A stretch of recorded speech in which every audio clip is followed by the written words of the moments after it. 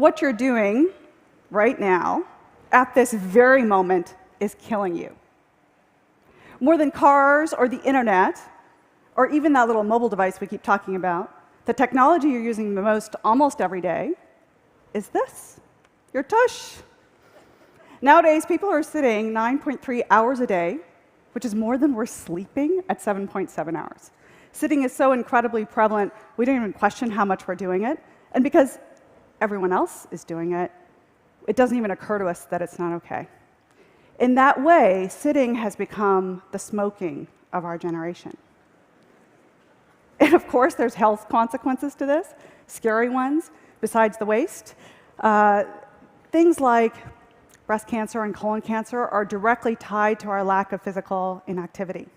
10%, in fact, on both of those. 6% for heart disease, 7% for type 2 diabetes, which is what my father died of. Now, any of those stats should convince each of us to get off our duff more, but if you're anything like me, it won't. What did get me moving was a social interaction. Someone invited me to a meeting, but couldn't manage to fit me into a regular sort of conference room meeting and said, I have to walk my dogs tomorrow. Could you come then? It seemed kind of odd to do. And actually, that first meeting, I remember thinking, I have to be the one to ask the next question because I knew I was going to huff and puff during this conversation. And yet, I've taken that idea and made it my own.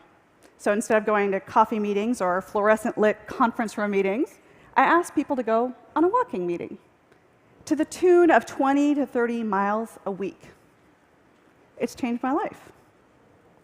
But before that, what actually happened was I used to think about it as you could take care of your health or you could take care of obligations. And one always came at the cost of the other. So now, several hundred of these walking meetings later, I've learned a few things.